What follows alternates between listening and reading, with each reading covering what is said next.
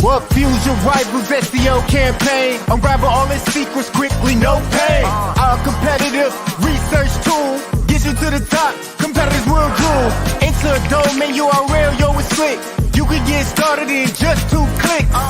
Get an ample 360 view on any keyword, domain, or backlinks view. Analyze rival website performances across country, continents, and globally. Monitor website stats and dynamics. SE Rankings got your back, baby, don't panic. Paid or organic, traffic, semantics. Find anything you want, the database gigantic. Struggling to win your market share? Got a site research to prepare? Niches, clients, guest posts, and prospects. Any website, secret, concepts. SC Rankings got you covered in all cases. With powerful insights, you'll be going places. Hi, everyone. Welcome. We are live. Good morning, good afternoon, and good evening, depending on where you guys are joining us from today. Hope you are having a fantastic Tuesday and week so far. Just to make sure that you guys can see and hear us, be sure to find the chat and let us know where you are joining us from today. While we wait for you guys to do this, let me just say that we have a really awesome webinar planned for you today, and we're going to get to it in just a few moments. But in case this is your first time joining our webinar, welcome. We hold our webinars and roundtables to share some valuable insights and actionable information with the SEO community, and hopefully give you some takeaways that will help you increase the traffic to your business. Today, we're going to talk about backlinks and more specifically link building. And I'm sure that all of you are, as I see that the chat, we have people from Hungary, Mongolia, India, Sri Lanka, Latvia. Welcome, everyone. Great to have you with us. So today, we're going to talk about link building. I'm sure that all of you are very familiar with the fact that SEO consists of on-page SEO, technical SEO, and off-page SEO, which is basically what link building is all about. While we have direct control over the first 2 aspects of SEO, we do not have direct control over off-page SEO, and we have to work with other websites on the web in order to impact this aspect of SEO. So today we will, with our guest expert, we will break down and compare the pros and cons of the different backlink outreach methods to give you an illustration of how you can adapt and to give you an understanding of which technique works best for you, for your link building efforts.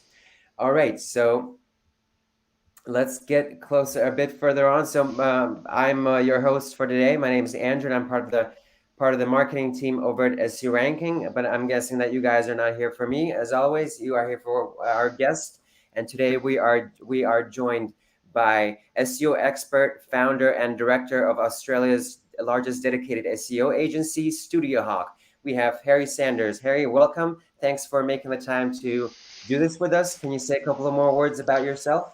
Yeah, thank you. I founded a company called Studio Hawk, which is now about 50 SEO specialists globally across Australia and the UK. So 40 in Australia and 10 in the UK.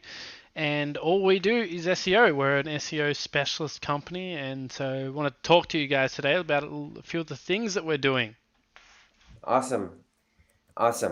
So yeah, be sure to ask any of you questions that you have for Harry for the topic. So just throw them into the chat. Don't wait for the Q&A at the very end. Just throw them, and we'll do our best to address them at the moment. If not, we'll get to the end.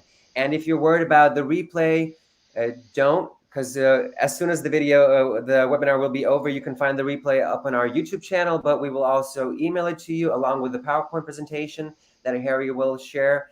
And to those of you who make it to the very end of the webinar, we have a little something to offer for you guys. So be sure to stick around till the very end. I think that pretty much covers it for the intro and all the organizational bits. So Harry, if you please could take it away. The floor is yours. So sorry, we're looking with SE Ranking at the Skyscraper Technique and how we can look at some of the small versus some of the large brands and what they're doing to acquire these links, and hopefully some takeaway of what you guys can be doing too. So we're talking about some very real data and some very real outreach campaigns here, and we've also got some bonus goodies for the end for anyone that sticks around. So a little reminder for you. So yeah, we kind of spoke about me. I founded a company called Studio Hawk. We work with a lot of different brands. Some of them are global brands like New Balance or Envato you might recognize, or Nando's. Some of them are more Australian brands.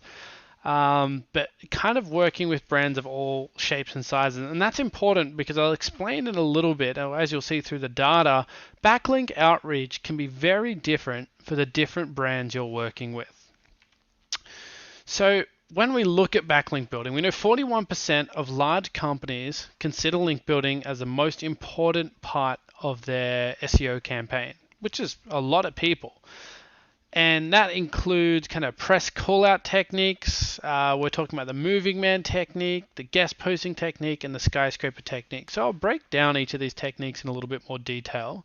So the press call-out technique is, if anyone's ever heard of Harrow or Source Bottle, essentially what we do with those techniques is we reply to press callouts. It's quite a simply named method over there. But basically people ask for a gym owner to talk about fitness tricks and techniques for a newspaper. And then you reply and then put some data in about that kind of particular technique. And I'll talk about the pros and cons of that later. The moving man technique is when we find dead or broken links online. And what we do is try and replace that content with a new functional version of that link. So a really good example of this is when a competitor rebrands. So if you've got competitors rebranding, this is a great opportunity to employ something like the moving man technique to get links fast. Then, of course, we have guest posting, which is a more classic. You either contribute content or pay for content in order to get links, and we'll explore that in more detail. And then lastly, the skyscraper, which we'll unpack quite a little bit in this presentation of how to do it and how brands are employing it. But essentially, the skyscraper technique is about earning quality editorial placed links at scale. So basically, getting insights from top performing content was a technique coined by Brian Dean. And basically, it works off the idea that people want the best link, something that's relevant and worth their time. And so quality backlinks that are established through this technique give really good authority and credibility, as Dwayne "The Rock" Johnson would tell us. So essentially what we need to do for something like the skyscraper technique is we need to identify popular content. So popular content with relevance to the business or brand. Then we need to examine that content for aspects which contribute to its popularity. We then need to create that superior content. So insight from that popular content, certain aspects of that content that need to be improved, and then we reach out to these people. So to boil this down into really simple terms, what I do is if I need to write a blog post or something, I'm going to identify what's already ranking. What posts are already ranking on Google. Then what I'm going to do is I'm going to create a superior version of that, either by making the content better, adding images, adding research, adding data, visually making it better, and then I'm going to promote that content. So just how easy is it to get promoted? So for the purpose of this study, we've kind of brought out two different kind of brands here. We've looked at some big brands like New Balance or Apple or Nike, and then some local gyms and a local kind of coffee company, some smaller brands to show off what that actual link acquisition looks like. So the first thing we want to do is kind of using SE ranking, we basically put in to look at high quality articles to start with. So they're, currently not ranking on Google, and look at the different competitors that were outranking me for that keyword. So I took my article that wasn't ranking and identified all the competitor sites outranking me for those keywords, which was a lot of them. And so in total, using numbers, I had 1,429 websites for the small brand that I was using, and then 1,545 websites for the large brand. So think about this as I was doing outreach for a small brand, and then this one as I was doing outreach for a large brand like Nike or New Balance. Then I looked at some key metrics around the source, whether it was a do follow, the anchor, the trust flow of that particular URL. Then I started filtering it out. So I had to filter out a lot of the junk, the foreign stuff, the PBNs. So for the small brand, that 1,420 websites became 1,071. So I just filtered that data down. Anything that was junk, foreign, looked like a PBN, I filtered that right down. And for the large brand, I took 1,525 websites and filtered that down to 1,082 websites. So very comparable data set here. Then I needed to start outreaching. I needed to go with my URL selection and email gathering. So I manually scanned the list of sites using hunter.io. And what this does is allows me to get all the email addresses for all the people that I'm trying to reach. So again, for that small brand, I ended up with 696 emails of people, of sites that I potentially wanted to reach out to and try and get a link from. And then for the large brand, I got 692 emails. So I'm on to that next step. Then I obviously had to send an email out to these guys. So I sent out an email basically saying, hey, I'm Naeem from company. I've been checking you out on LinkedIn. I love the article you did last week that spoke about that topic. We spent about 70 hours researching the topic and understand the most crucial points of your article here. We then collected the results and created this informative guide that discusses the top questions and qualities you should look for. It would be a great idea if you could get a link from one of your posts to our articles. It would be a great addition to your post, as well as a useful reference to your audience. In return, we'd be happy to share your post out to our 160,000 social media followers here. Let us know if you'd be up for this. We'd really appreciate it. So this line here is very important because we're giving them something in return. Otherwise, it's just another link outreach emails. You've got to find something and give them. Maybe it's not 160,000 social media followers, but I'm sure if you think about it, there's something that you can offer these guys in exchange for giving you a great link. So with that, you've got to personalize it. Obviously, you don't want to be saying hi Naeem. You've got to appear credible, as credible as you can, and then obviously be clear and concise. So you really want to drum home exactly what you want, which is that link. You've got to be clear and concise about it and appear credible while you're doing it. So once you've done that, you can either use something like Yet Another Mail Merge or YAM to send that out to make that automated and a bit easier. And then sending up a follow-up email in around 10 days and removing anyone that's unsubscribed. So this is kind of the data I guess everyone wants, and this is the interesting part, because you might have been following along so far and going, well, yeah, cool, I've done that. How many people replied? So for the small brand, 9% of people replied, which is a fairly good uptake. That was 65 of that original data set. So 65 people replied. Now, staggeringly, for the larger brand, 30% of people applied. So that works out to about 208 people replying. So then we look at the next data set, which is conditionally positive replies. So unfortunately, in the world that we work in, of those 65 people that replied, that does not mean that they were happy to link to us. Only 32% of them were actually happy to link to us. Some of those other replies were sometimes kindly and sometimes not very kindly telling us to get lost. And so we had to factor that in as conditionally positive replies is what we're looking at here. And again, for that larger brand, we saw 52% of those people were conditionally positive. Conditionally being they wanted us to post on social, or they wanted money or something else. But they're a largely positive reply. And so then we have to go through this next step, which is what is their link worth to us? So we've got to kind of request some more information. We might have to link in exchange for a link, or we might need to pay a fee in exchange for that link. So let's look at the results of this. So for 696 emails for the small brand, we ended up with 10 links. For the larger brand, 692 emails, we ended up with 75 links. So one thing this immediately tells me is the Skyscraper Technique is a great technique for larger brands. If you're a large brand or you're doing outreach on behalf of a large brand, the Skyscraper Technique is phenomenal because you already have, and I think critically, that credibility part when you send an email on behalf of a large company. People already trust you, and most of the time people already want to be associated with you. Whereas that smaller brand, because you're still out there trying to prove yourself, it was a lot harder to get those links. But let's look at that in a larger, more macro scale. So we looked at the website links to run you through that whole journey again. We created a piece of content for a site. We then put that content on our site. We thought it was amazing. It was better than all our competitors because we researched it, and then we made it a better version by adding pictures, images, getting research done for it, and all that kind of wonderful stuff.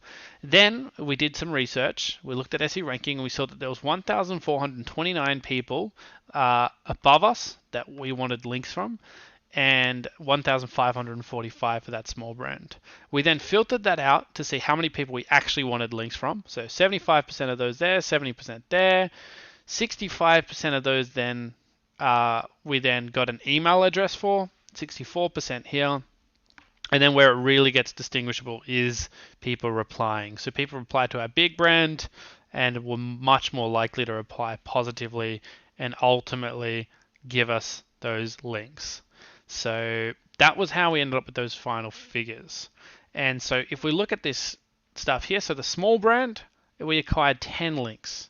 It took us 17 hours to do that, to come up with all of this, to filter out all the websites and to send all the emails, get the replies, get the positive replies. That was 17 hours of work, which gives us an hours per link of 1.7, which is pretty good given that these DAs were between 20 to 30. And again, your mileage is going to vary depending on how many website links you can find in that first instance. For the large site, we acquired 75 links. We did spend 44 hours because it took us a lot more time negotiating these positive replies.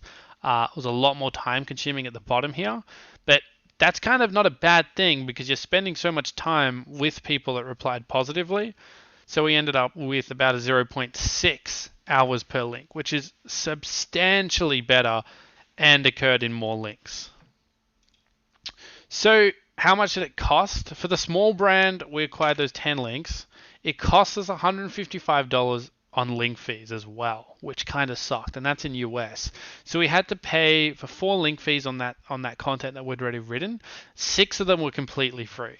So if we exclude those 4, our hours per link become even worse. It becomes about 3 hours per link to get 6 links, which is not very optimal. But by including these, it makes it a lot better, but we're out of pocket about 155 US. For the large brand, it costs us a heap more. So for the large brand to acquire those 75 links, it costs us $4,430 on link fees. And the reason why that was is because when we're trying to negotiate on behalf of a large brand, it became a lot more expensive. So about 30 of these were free, and then the other 45 were paid links.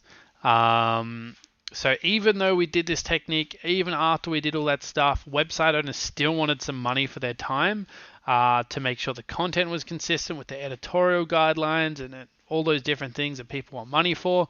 And that was ultimately what it came down to. So it was it's tough to kind of assess just at a glance there, but you can see the hours per link were just dramatically better at a large business. And sometimes when you think about it, your hours are sometimes the most expensive part that goes into building links. So we started doing this across other brands as well to get more data and to make sure it was significant, because one brand's not enough, right? So we did 6 small brands and 6 large brands, and we pretty much got the same findings. If you look at the original test, we acquired 10 links there, spent 17 hours.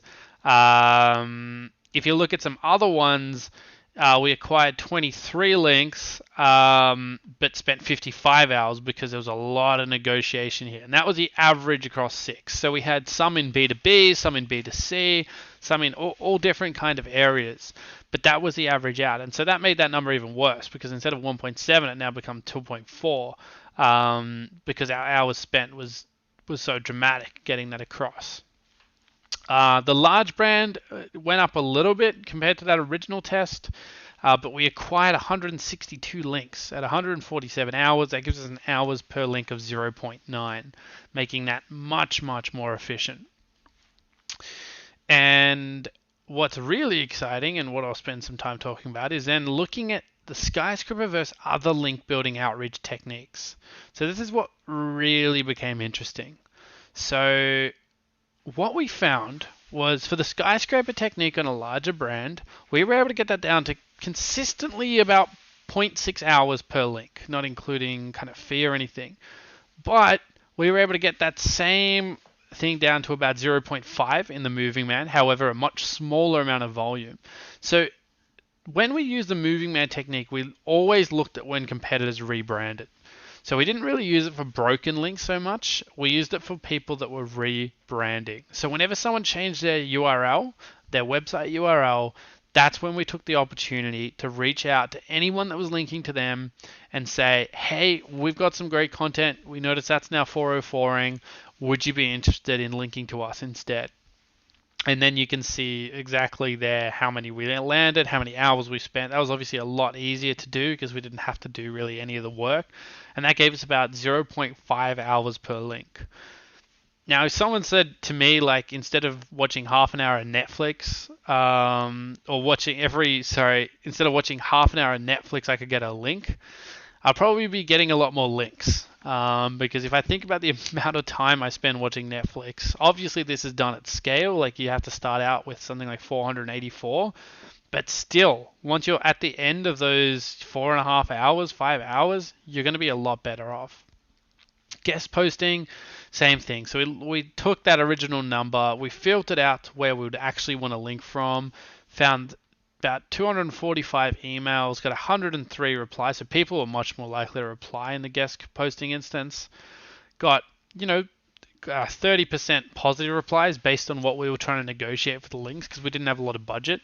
And then we landed about 24 links there. Now, at 52 hours spent, that gives us an hours per link of 2.2.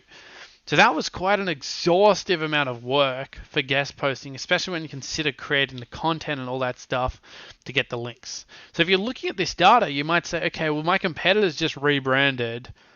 I would be much better off doing the moving man technique than I would focusing my efforts on guest posting right now. And same with the press call out. Now, press call out's a tricky one because you don't often have enough emails or demand to scale this out at a mass level. However, it does work incredibly well when it does land in your inbox. Like we got 53 emails. We sent out 53 emails to them. We got 10 replies. 8 of them were positive, and then 7 of them got us links. That's 9 hours of work, but 0.8 hours per link for really high quality DA50, DA60 kind of links. So when you compare all these different techniques together like for like and you start looking at a metric like hours spent and hours per link, it makes this whole link building thing a lot easier and a lot easier to compare to things like paying for links. So paying for links versus doing this kind of hard outreach then becomes a very simple equation of how much is your time worth. If you're billing your time at, let's say, $150 to clients, or you have the opportunity to buy a link for $150, but it only takes you 0.6 hours to acquire a link, then of course it's better to manually do this outreach and do this stuff. And even if there is a small cost at the end, it'll still work out cheaper. But if, however, those, like paying for those links is going to be $50 and for the same quality, then of course that's going to be more economical for your time. As SEO specialists, we've really got to think about our time and what that's worth. Whether it's worth spending additional time to acquire these links in our personal hours, or whether it's worth buying these links. If you're able to do the Skyscraper technique for a big brand, absolutely worth it. You're going to see a lot of yield, and honestly, it's going to be cheaper than paying for links. If you're able to do the moving man technique when someone rebrands, again, worth it because of that unit economics there. But on the guest posting technique, you might have a lot of trouble because if your hourly is $150 and you're charging, it then costs them $300, I could acquire these links for probably $80, $90, which is a lot more economical. And at the end of the day, it's the same outcome, it's the same link. So we've really, really got to think and stress about how we make that valuable to the client or the end person, whether we're in-house, whether we're doing this for our own site, we still have to consider this cost of our time. The opportunity cost, we call it in economics. Whereas press call out technique and techniques like that can be a lot easier and a lot simpler. Just quickly, I might go through any questions about this particular part because I know there's a lot of data. Yeah, we have a question from Joanna. So she's new to SEO, and she joined a course that mentions black hat techniques. When you say paid links, how is that different from black hat techniques for paying for backlinks? Yeah, sure. So that's a really good question. A lot of people, and look, even Google they do not like people buying links. What that means is they don't want people to go out to some kind of marketplace and just pay for links en masse. Usually when we say paying for links, we're talking about buying thousands of links on Fiverr or some of the way we're acquiring links really illegitimately. Now, what's happened and what's often confused is this idea of sponsored posts or buying editorials online. Because websites aren't able to make much money anymore through display ads and advertising like that, just simply because that advertising dollar doesn't pay much money anymore, websites now have to make money through editorial content or sponsored content. And that's a lot of what's going on here with paying for links. Uh, you wouldn't do it if you didn't have to. I mean, if you can get away with just spending hours and getting these links for free, that's fantastic. But in the real world, websites will want something in return, and oftentimes it comes as monetary compensation for their time. So it's tricky. There's definitely a fine line between what might be considered black hat and what might not. But I would say that 99% of websites are doing this, and as long as you're doing it legitimately and in a fashion that's not deliberately trying to manipulate Google or cause harm to their results, then I don't think you're in any trouble. And we've never had a client get penalized in many, many years of doing link outreach. Yeah, thanks, Harry. I hope that answers Joanna's question. Let us know if not, if you want more clarifications. We have another question from Barbara. How many people work in the link building process from the initial prospecting to having the link live? Is it a one-man work or a teamwork? Thanks. Usually, usually when I've done it in the past for my affiliate sites, I've just done it as one man. The only difference might be in Skyscraper, where you need someone to produce the content. To be honest, I've always just gotten someone to produce it and do a lot of this. At something like Studio Hawk, at more scale, we have different people in charge of that. So someone in the content team will produce that content, and then a separate team of people outreach that content, just because it's more economical. The skills of someone that's a content writer doesn't mean they're going to be a good outreach provider. But if you're a freelancer or doing this yourself, absolutely you could do this yourself. Ideally, you'd probably have two people involved in this, but if you were to do this solo, totally fine as well. You could do this whole process top to bottom solo. Great, Harry. Thank you. Yeah, well, let's Right. continue with the presentation and address the questions a bit later on. Awesome. So let's go through some of the key takeaways here. What did we learn? So in conclusion of that kind of data, what we know is that the Skyscraper technique is probably one of the best techniques for big brands. It allows us to build links quickly and scalably as well, which is something super important. And I'll talk about that in a sec. The other thing it allows us to do is kind of look through what is time consuming and potentially discouraging for small brands, but also shows us what's worth pursuing, like the moving man and press response sections.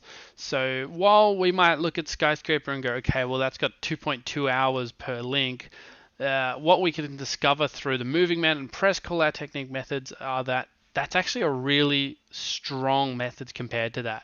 So while I think everyone's got this notion of whatever gets me links is working, I think we should look at that a little bit more critically and go, okay, well, just because I'm getting links from the Skyscraper technique does not mean that's the best way of getting links.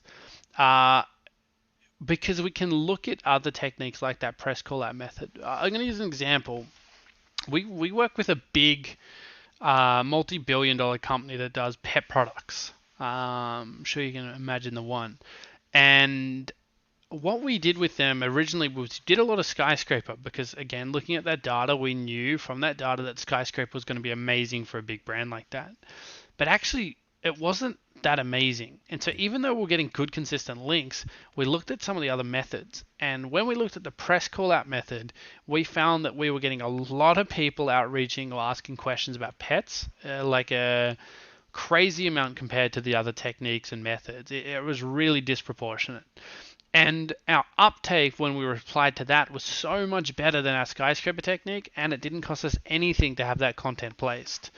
So after we did that, we found that we were able to scale that even further, and we were getting probably a hours per link of maybe 1.1 compared to at that time for the skyscraper technique about 1.6, and that was scalable. So we basically pivoted our whole strategy to that new to the press call out technique because it was so much more efficient and therefore economical for that client. So don't be afraid to change things up. If you look at that data and kind of measure it and say, hey, this is actually going to work so much better for us if we do this. Don't be afraid to do that. Have a look at what's going to work best for that client. And coming back to the data here for a second as well, the other thing we need to consider and kind of talking about that link building, the cost per link is the kind of link profile. So we want to filter, remember we need to filter these links down. You don't just want to end up with 1,545 crappy links that you might not want and then land a bunch of them. You want to end up and filter that down to links you really, really want. So this press call out technique, you should only be really responding to the people you actually want links from. Don't go replying to people you don't want links from or people that you think are going to be a waste of time. It's just not worth it. Focus on the links you actually want. So yeah, that's basically what I have to say about that data. Go through the different techniques, look at the hours per link and see what you can do to acquire those links in a relatively economical fashion. Great, thank you, Harry. Thank you. We have a question from another one from Joanna. What is the usual rate when paying for links? Well, obviously it varies, but maybe in your experience you can say like the range. Yeah, so well, that's a good question actually. There's usually a range between I'd say 60 US all the way up to several. Let's say an average. I'm not gonna say it depends. I'd say 60 to 220 US is for most link transactions. That's a pretty good range, but sometimes it can be as high as in the thousands of dollars if you're talking about editorial. So if you want to get a link from Forbes, you're probably looking at about 2,000 USD right now to get that link with a bit of negotiation. But some other smaller websites, you might be looking at 120 USD. Great, thanks. Excellent. We have another one from Irvan. For a small brand, is there any number of minimum links that needs to be acquired? There's no, for a small brand, it's a bit tricky. There's no minimum amount of links you need to acquire. The best way of doing that is in SE ranking, you basically go through the tool and look at your competitors and put them in.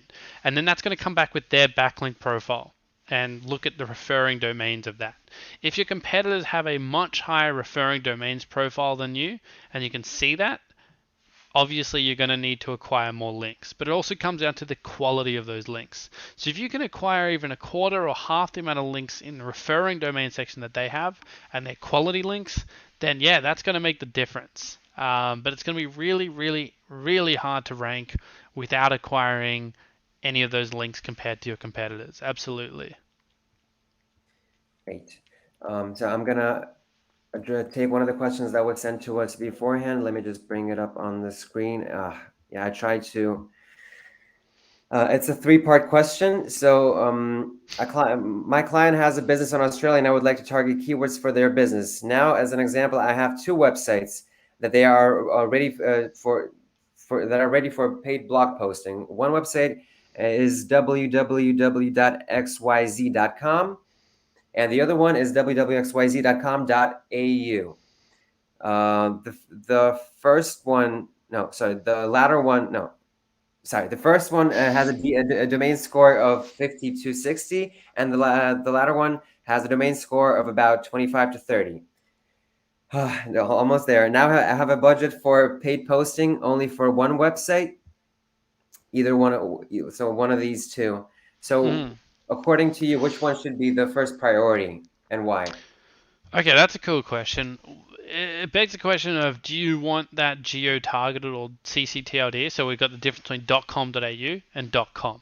If you can, let's say you only have budget for one of them, and one of them's metrics, the more targeted countries one's metrics are lower. So in this case, a 30 versus a 50 DA, what one would you go for?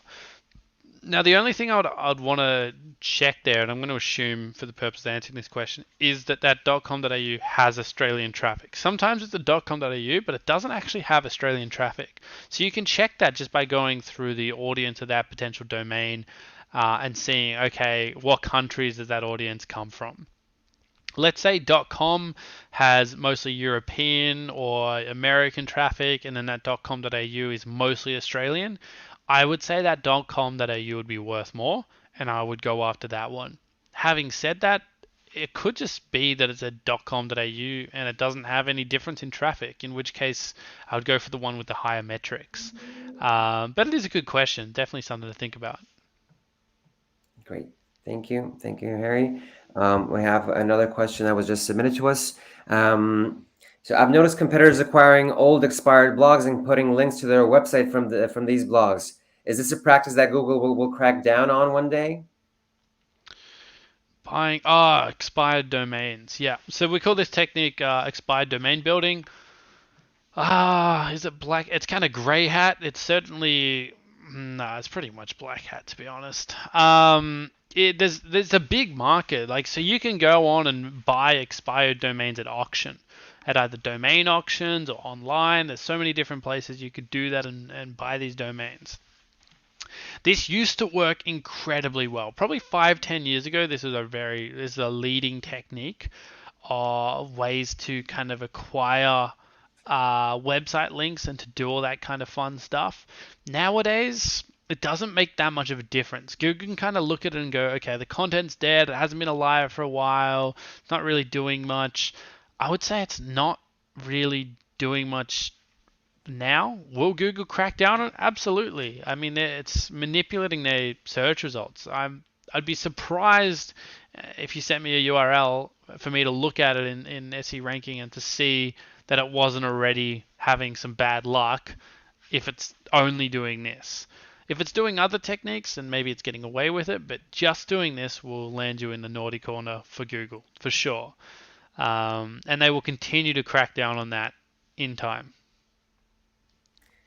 Thank you, Harry. Another one of the submitted questions.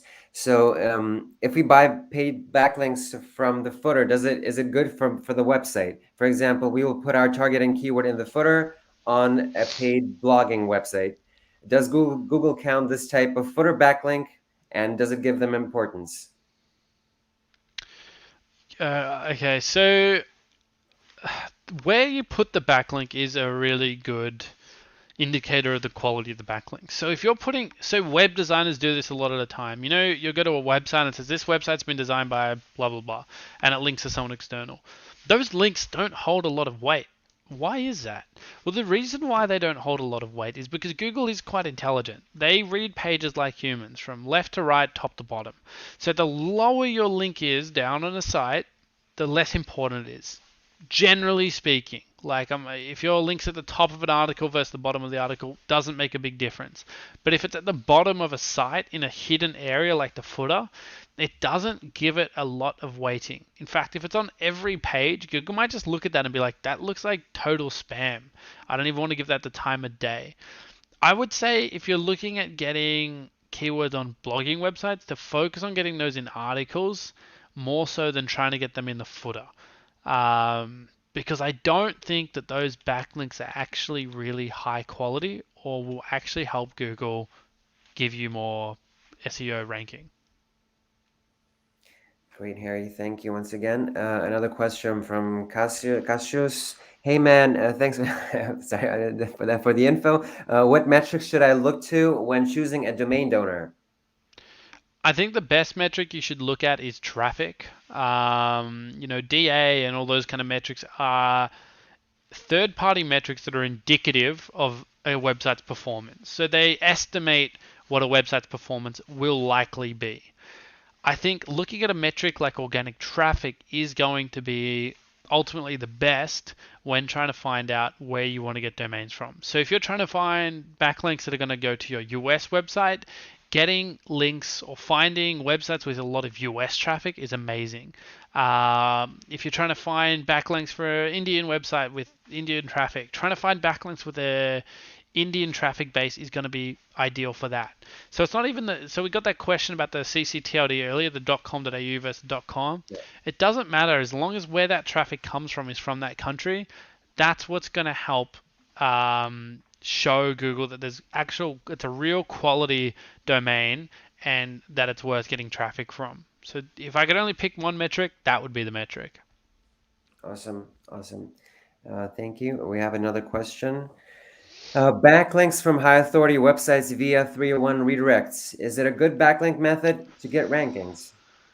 Only if it's legitimate. So there's a company called Canva that is incredibly successful, and Canva came out of nowhere, and they're an Australian tech company, and they did really well by buying and acquiring websites and then linking them back to Canva. And that was an incredible SEO tactic for them that made them a lot of money. Doing that as a tactic, absolutely. If you have the money to buy websites and redirect them to your site, provided they're legitimate sites with real traffic, I mean, that's a fantastic tactic. I mean, recently Canva bought Pixabay and Pexels, and they're some of the most highly trafficked sites all over the world for free stock images. And I guarantee you within the next couple of months, they're not going to 301 them, but they are going to put Canva logos on the homepage or on the header somewhere that when you click, it's going to take you to Canva. The reason why they're doing that is not because they've just bought this site and it's a nice design thing. They're doing that because the SEO value that's going to bring Canva is immense. So they could either do that or 301. That's the two options they have. With previous brands they've bought, like smaller ones, they've just 301 them to Canva or a page on Canva, like Canva's now acquired, blah, blah, blah. But just as good as if you can put like a very prominent link at the top. That's a fantastic way of also signifying that ownership of the new site and giving you some really, really strong traffic. Okay, great, thank you. Another question, let's see what it is. How much crawl depth would you recommend for building internal backlinks? Our current website has a majority of URLs with a crawl depth of 5. We're aiming to get it under 3. Would that be a good aim? Yeah, getting your crawl depth under 3 is the ideal amount. So no more than 3 clicks away from the home page or something like that. That is fantastic for building up an internal, or what we call IA, information architecture. So if you can build up a good information architecture that's full of these internal links, like on your category pages, on your service pages, on your location pages, even on your blog posts, then that's going to give you a fantastic information architecture. And a good information architecture means Google's going to give you a lot of love. So I'd say under 3 is right on the money. Great. What type of content works best for building backlinks? Well, other than good content, content that either evokes emotion or is well researched. So when I say content evokes emotion, we might be talking about something controversial. Controversial content gets a lot of backlinks. And that's often because people are seeking alternative sources of truth, is a good way of putting that. Sometimes someone is so stubborn of an opinion and they want to cite something, another place that's got that opinion, that they're willing to cite something that's often on the other side of the fence, which is by definition controversial. Another one is that obviously that research piece. If you have facts and data, that is fantastic for getting links because everyone wants facts and data. If I can say to you, hey, we just did a campaign with a underwear company in Australia. I can say to you, hey, most men only buy new underwear every 8 weeks, and they reuse commonly their same underwear on average 50 wears before they buy new underwear. That's data. And if I can show where I've got that data from and someone publishes that, that's really interesting to a lot of people, and people will link back to that. And so by definition, if someone's willing to link back to it, that's a backlink. So that's the kind of content that I think works really well for creating backlinks. So no content around focused on the product. So that doesn't usually work on Not backlink. necessarily. Like, I mean, people aren't really necessarily going to link to product content. It's still obviously a good thing to do if you're selling a product, but people don't want to be sold something. Right. Okay, great. Thank you. Is there any way of telling if a link will show growth in its value over time? That's that's a really simple but complex question to answer. Um, no, no, it's not. It's not easy. It is possible, but it's not easy to tell if a link is going to grow value in time. And in fact, I would say it's not worth the amount of time it would take you to establish whether a link was going to grow in value over time when you could just focus on acquiring other new links. The only way you could tell if a link was going to grow in value over time was looking at the other site, looking at the other site's metrics, looking at the site that the content that that site has, looking at their rankings to see if their rankings are increasing, decreasing. They're the things that are going to make a link more valuable over time. That's like doing a full SEO audit for someone else's company or business. It's probably not worth doing all that to see if a link's going to grow in value over time. It's probably just worth spending another hour to get more links. Just makes it a little bit easier, if that makes sense. Thank you.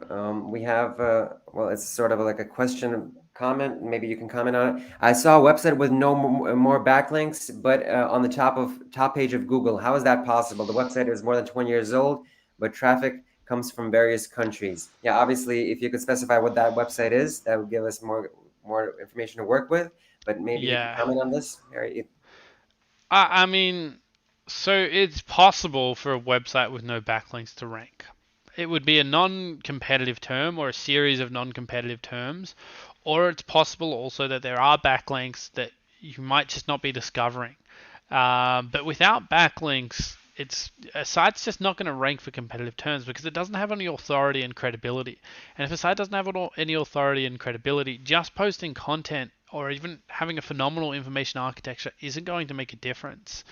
Um, so it would really depend on the query. If you said it was a really obscure query with no volume or no real results, then yeah, absolutely, I can see that. I can see that someone was able to rank that and do that. If it's for a competitive query, then I'm going to say yeah, it's very unlikely that they have no backlinks. In fact, impossible that they have no backlinks to be ranking for that term.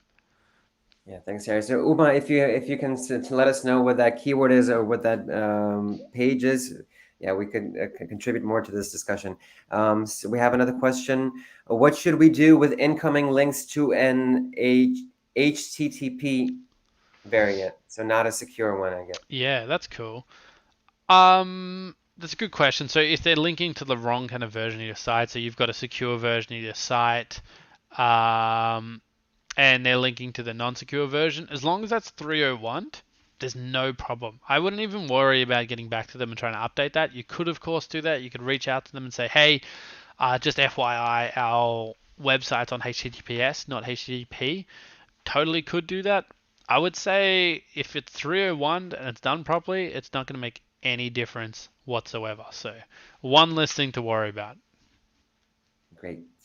Another question from, well, it's a follow-up from a person who has already asked one before. Just want your opinion on this. Do you think having a good internal backlink architecture is more effective compared to external good quality of backlinks coming from relevant niches and niche websites?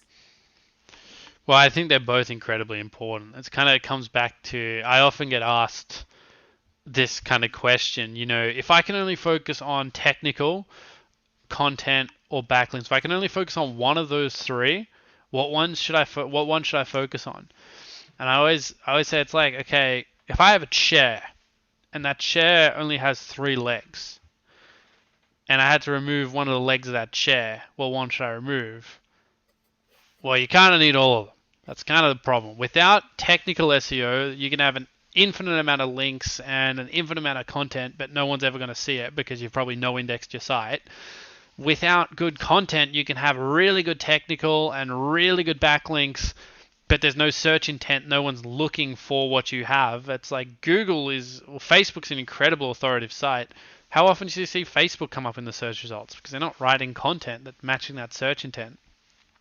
And then lastly, the backlinks part, it's like, well, you can have an amazing site with amazing content, but if no one's linking to it and it's not credible, then what's the point of that as well? So I think often it's a lot easier to have a good internal link architecture, so a good internal IA, than it is to have good external links. That's where I'd start my focus. I'd go, okay, great. How do I, there was another guy that asked a question, how do I get everything to less than 3 clicks? How do I have a good information architecture that's going to make sense? And then I can start getting great quality external backlinks. For bang for buck, if you put a gun to my head and said, okay, there's 2 problems with this site, either we get good internal links or we get good backlinks, I'm going to check one thing, and the one thing I'm going to check is how much authority we currently have. If we currently have good authority, I'm going to do the good internal. I'm going to do the internal link structure. If I check and we've got bad authority currently, then I'm just going to focus on getting some quality links in. That's the 2 pathways of thinking on that one. Awesome. So we're going to take 2 more questions and then do the conclusion. So the one we're going to take is, what are the most widespread link building mistakes that I should avoid at all costs?